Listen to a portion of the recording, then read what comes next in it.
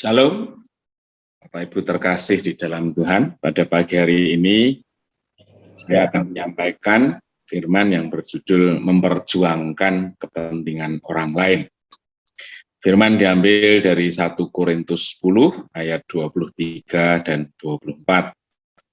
Firman Tuhan berkata demikian.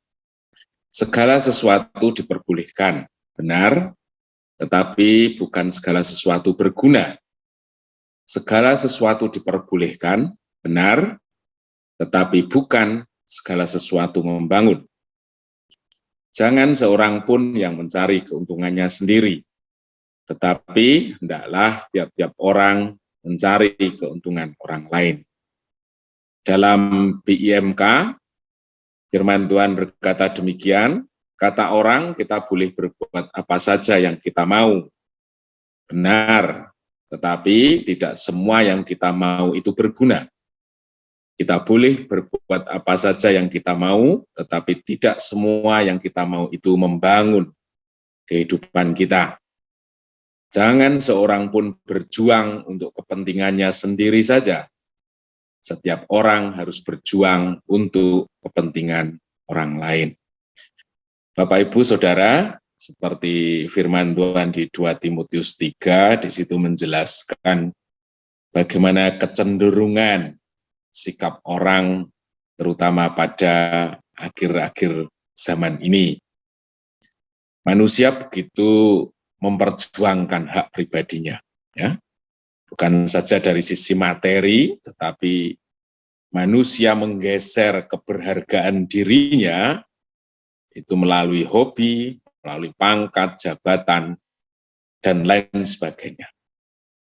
Manusia semakin fokus terhadap dirinya sendiri. Nah, di sini di 2 Korintus 10, 1 Korintus 10 ayat 23-24, mengingatkan kita bahwa ternyata kita tidak boleh.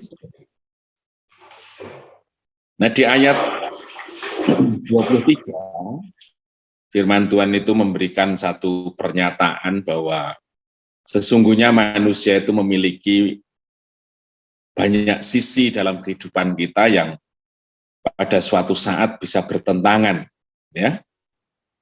Sehingga kita sungguh-sungguh memerlukan hikmat Tuhan untuk memutuskan sisi kehidupan mana pada saat dan kesempatan yang tepat. Manusia memiliki hak dan kewajiban. Manusia memiliki sisi lahiriah dan batiniah. Manusia memiliki sikap sosial, sisi sosial dan sisi pribadi. Di dalamnya ada keinginan dan kebutuhan, dan lain sebagainya. Tidak ada satu sisi pun yang kita perjuangkan dengan mutlak itu membawa sesuatu yang bermanfaat, yang baik. Tetapi dua-duanya itu akan baik bila kita memutuskan dengan tepat pada motivasi mana kita berbuat. Nah, tanpa hikmat Tuhan, ya, terhadap sesuatu itu kita cenderung memutuskan dengan hati yang condong kepada satu sikap untuk mendapatkan kesenangan sesaat.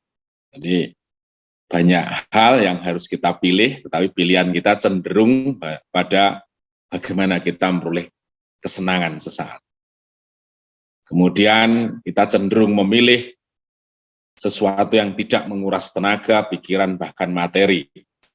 Kalau untung, ya kita jauh lebih condong memilih hal itu. Kalau sesuatu itu mendatangkan prestis, mendatangkan pujian, kehormatan bagi kita, ya cenderung itu yang kita pilih. Dan lain sebagainya. Ya. Tapi kalau kita menyandarkan seluruh motivasi kita berbuat pada hal-hal itu, tentu hal itu fokusnya kepada keinginan daging kita. Nah, ada dua indikator atau dua pertimbangan yang membuat kita bisa memilih hal-hal yang di depan kita itu dengan tepat. Firman Tuhan dikatakan tadi di ayat 23, pertimbangan yang pertama itu adalah gunanya.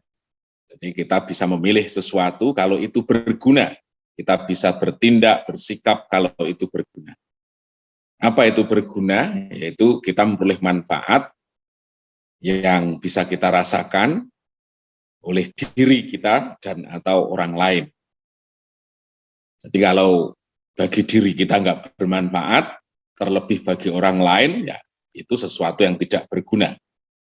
Atau bermanfaat bagi diri kita, tapi merugikan orang lain, itu tentu tidak maksud dalam arti berguna yang dimaui firman Tuhan. Jadi berguna itu adalah bermanfaat bagi diri kita, dan atau bermanfaat bagi diri kita dan orang lain, atau bermanfaat bagi orang lain. Sekalipun pada saat itu kita harus membayarnya dengan lebih yang kita harus mempertaruhkan hak kita. Kemudian pertimbangan yang kedua adalah sesuatu yang kita lakukan harus membangun kehidupan. Membangun kehidupan itu artinya apa yang kita lakukan membuat hidup kita menjadi lebih baik, lebih taat, lebih setia, lebih mengasihi, lebih menghargai orang lain, lebih sabar, dan lain sebagainya. Dan menurut yang saya rasakan, ukuran besar kecilnya perbuatan yang kita lakukan, kita seringkali bukan untuk melakukan perkara yang kecil, perkara yang besar ya ukurannya ini. Apakah berguna atau apakah hal itu membangun orang lain. Nah, kemudian di ayat yang ke-24, firman Tuhan ya, berkata bahwa jangan seorang pun berjuang untuk kepentingan dirinya sendiri saja, tetapi setiap orang harus berjuang untuk kepentingan orang lain. Jadi berjuang untuk kepentingan diri kita itu memang tidak dilarang, bahkan kewajiban. Ya. Kita memperjuangkan kehidupan keluarga kita bekerja keras agar Tuhan memberikan berkat-berkat-Nya. Ya. Tetapi kalau itu hanya fokus yang kita lakukan, itu artinya kita melakukan hal yang salah. Artinya harus ada keseimbangan, kita memperjuangkan hidup kita sendiri dan kita berjuang untuk kepentingan orang lain. Kata memperjuangkan di BIMAK tadi itu menekankan satu usaha yang sungguh-sungguh, ya, bukan setengah-setengah, bukan untuk mengisi waktu kosong, atau bisa kita lakukan ketika kita senggang atau memiliki hal yang lebih, ya, tetapi merupakan fokus dan usaha yang sungguh-sungguh. Jadi kita memperjuangkan kepentingan orang lain itu ya merupakan bagian dari hidup kita yang harus kita kerjakan.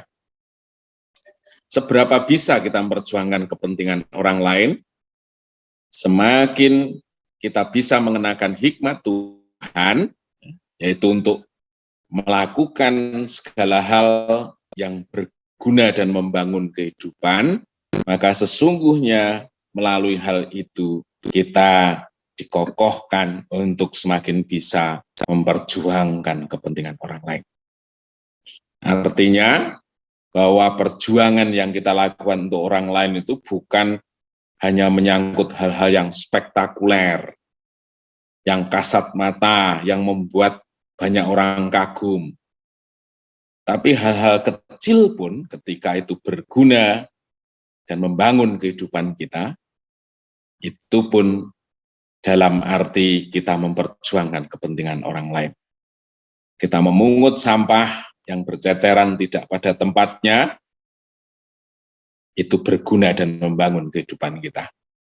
Kita menyingkirkan kulit pisang yang ada di jalan sehingga membuat orang tidak terpeleset, itu sesuatu yang berguna dan membangun kehidupan kita. Terpujilah nama Tuhan, kita dipersiapkan untuk tetap melakukan pekerjaan yang besar, karena itu sungguh bermanfaat bagi hidup kita, dan dalam arti yang sama, kita memperjuangkan kepentingan orang lain. Terpujilah nama Tuhan, mari kita mulai berdoa pada pagi hari ini.